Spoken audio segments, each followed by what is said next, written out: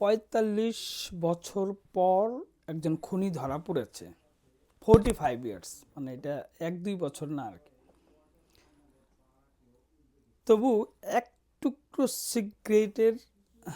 সিগারেটের যে অবশিষ্টাংশ, যেটুক খেয়ে আমরা ফিল্টারটুক ফেলে দিই, সেই ফিল্টারের সূত্র ধরে খুবই ইন্টারেস্টিং একটা গল্প আজকে আপনাদের শোনাবো।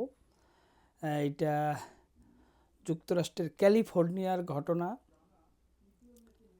সাধারণত আমাদের দেশে এত বছর পরে কোনো হত্যা বা কোনো ঘটনার, অপরাধের ঘটনার রহস্য উন্মোচনের নজির খুব একটা নেই।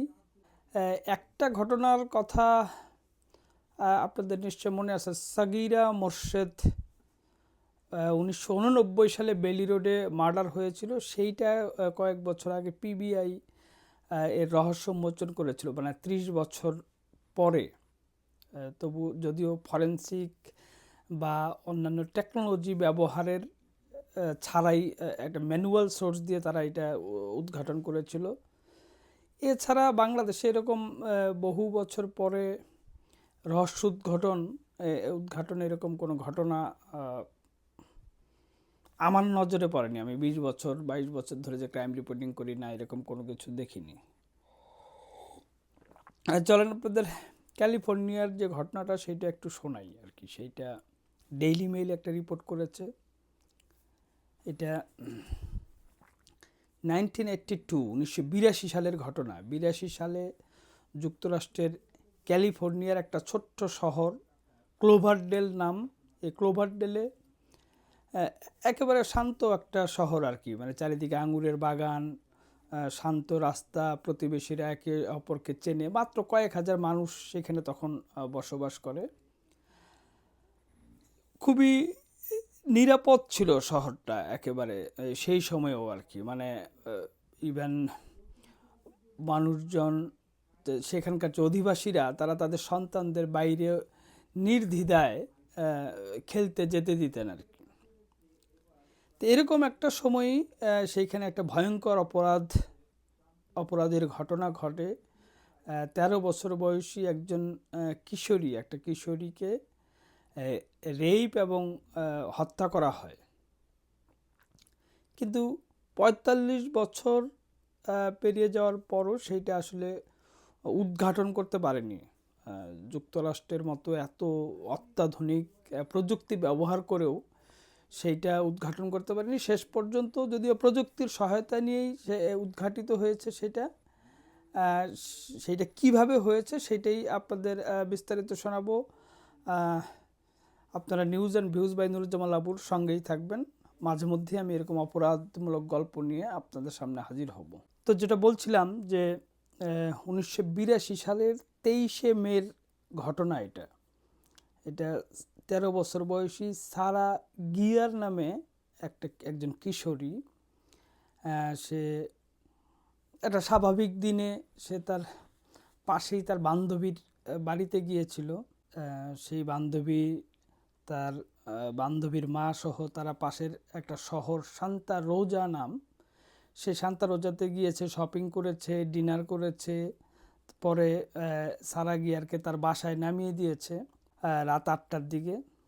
তো এর কয়েক ঘন্টা পরে সারা গিয়ার আবার 11টার দিকে আবার সে বাসার থেকে বেরোয়। বেরিয়ে তার আরেকটা বান্ধবী চেরিল নাম, সে চেরিলের বাসায় যায়। চেরিলকে গিয়ে সে আবারও সে একটু শহরে হাঁটাহাঁটির জন্য বলে, কিন্তু চেরিল আসলে রাজি হয়নি। তারা বাসাতেই প্রায় 45 মিনিটস গল্প করে। তো গল্প শেষে এই সারা গিয়ার আবার বাসার উদ্দেশ্যে বের হয়। এই যে বাসার উদ্দেশ্যে যখন বেরিয়েছে, আনুমানিক তখন রাত 12টা বা 12:15 আর কি, সেই সময় এই একটা ভয়ঙ্কর বিপদে সে পড়ে এবং তার এই মানে প্রাণ যায় আর কি। সারা গিয়ারদের ওই পাড়াতেই, মানে ওই মহল্লাতেই বা ওই রোডেই পাশেই জেমস অলিভার ইউনিক নামে 20 বছরের এক তরুণের বাসা ছিল। তো সারা গিয়ার যখন বাসার দিকে ফিরছিল, তখন এই জেমস অলিভার ইউনিক, সে তাকে তার উপরে হামলা করে, তাকে টেনে নিয়ে একটা অ্যাপার্টমেন্টের পেছনে নিয়ে নির্যাতন এবং তাকে প্রথমে রেপ করে, জোরপূর্বক ধর্ষণ, পরে তার যে শর্টস, সেই শর্টস দিয়েই তার গলায় পেঁচিয়ে শ্বাসরোধ করে হত্যা করে ফেলে রাখে। পরের দিন সকালে একজন ফায়ার ফাইটার এই সারা গিয়ারের লাশটা প্রথম দেখে এবং দেখে সেটা তাৎক্ষণিক পুলিশকে জানায়। সেই সময় তার পরিবারও সেটা জানতে পারে। সারা গিয়ারের এই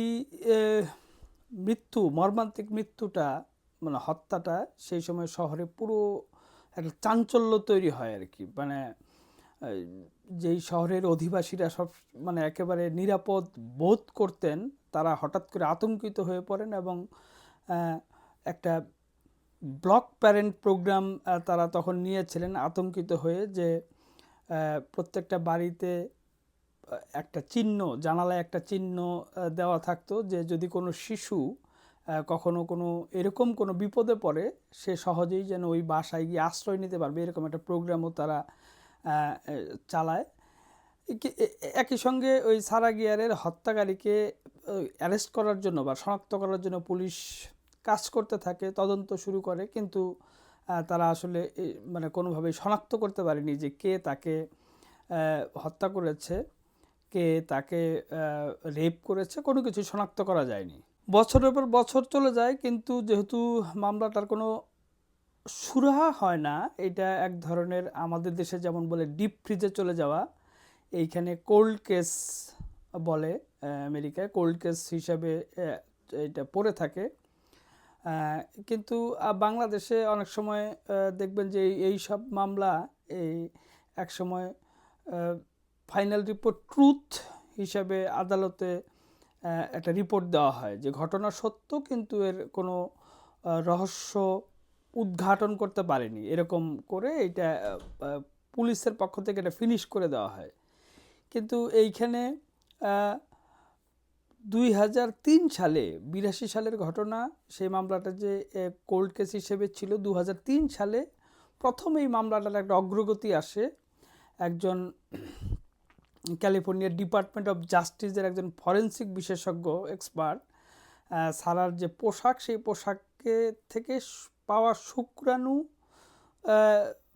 থেকে একটা ডিএনএ নমুনা প্রোফাইল তৈরি করে আর কি, ডিএনএ প্রোফাইল তৈরি করে, তারপরে সে ডাটাবেজের সাথে সেটা মেলানোর চেষ্টা করে, কিন্তু কোনো ফল পায়নি। ফলে আবার মামলাটা সেই কোল্ড কেসে চলে যায়, মানে আর কোনো, যেহেতু ডিএনএ ডাটাবেসের সাথেও এর কোনো ম্যাচ পাওয়া যায়নি, আবারও সেটা থমকে যায়।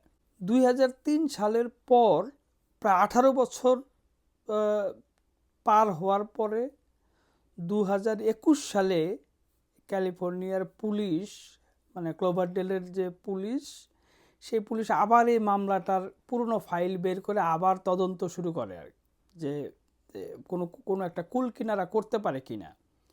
তারা একজন বেসরকারি তদন্তকারীকে নিয়োগ দেয়, তাই কেভিন ক্লাইন নামে একজন তদন্তকারী। সেই কেভিন ক্লাইন এটা নিয়ে তদন্ত শুরু করে। সে এক পর্যায়ে যে ওই যে প্রোফাইল, ডিএনএ প্রোফাইল তৈরি করা ছিল শুক্রাণু থেকে, সেইটা নিয়ে তারা এফবিআইয়ের যে জেনেটিক জিনিওলজি ডাটাবেজের সঙ্গে যোগাযোগ করে একটা প্রোফাইলের সঙ্গে, একটা পরিবারের 4 জন সদস্যের ডিএনএ প্রোফাইলের সঙ্গে একটা ম্যাচ করে, এরকম কিছু তথ্য তারা পায়, তথ্যের সন্ধান পায়। এইটাকে সামনে রেখে একটা বড় সাকসেস হিসেবে তারা আবারও নতুন করে অনুসন্ধান শুরু করে। 2024 সালে এই যে ফলটা পাওয়া, ডিএনএ প্রোফাইলের ফল, এইখানে যে এক পরিবারের 4 জন, এই 4 জনের একজন ছিল সেই জেমস অলিভার ইউনিক। কিন্তু এই জেমস অলিভার ইউনিক হিসেবে সাসপিসিয়াস ছিল, কিন্তু কোনোভাবে তথ্য প্রমাণ একসাথে মেলানো যাচ্ছিল না।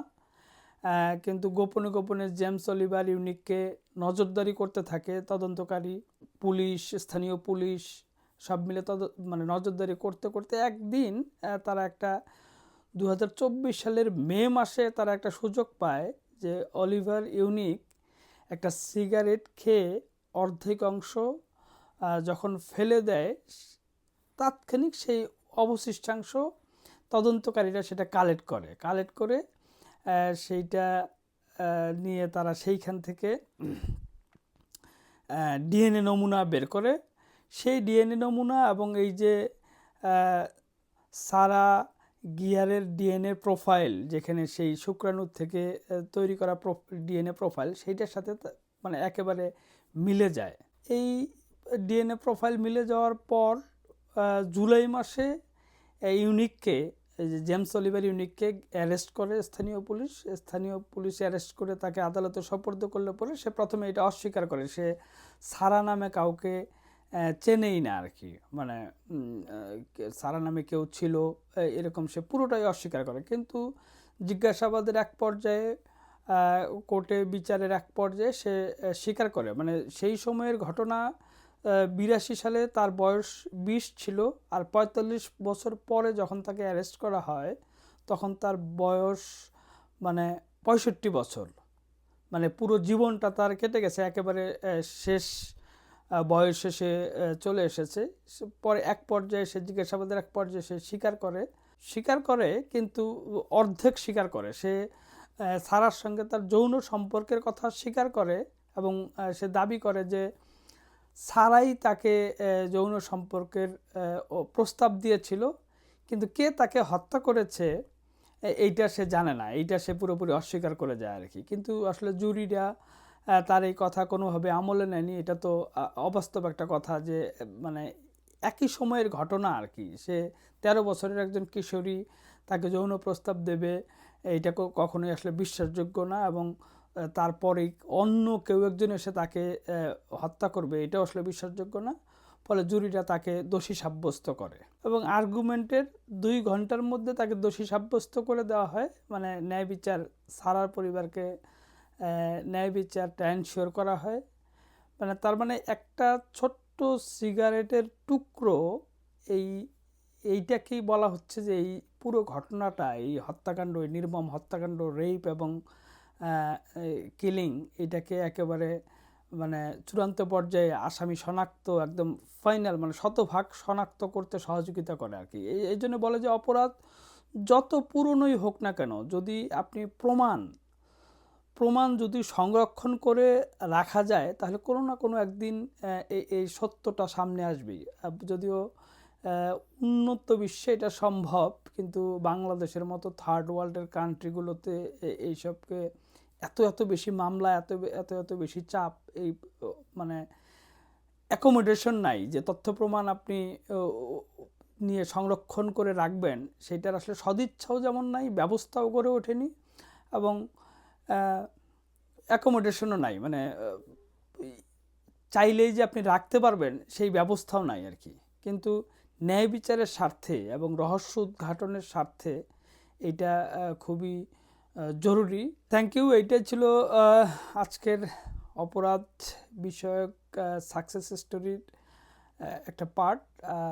ভিডিওটা যদি ভালো লাগে তবে অবশ্যই লাইক করবেন, কমেন্টস করতে পারেন এবং শেয়ার করতে পারেন, সাবস্ক্রাইব করতে পারেন চ্যানেলটি। আবারও আপনাদের সাথে দেখা হবে নতুন কোনো একটা অপরাধমূলক গল্প নিয়ে। সে পর্যন্ত ভালো থাকুন, সুস্থ থাকুন। আল্লাহ হাফেজ।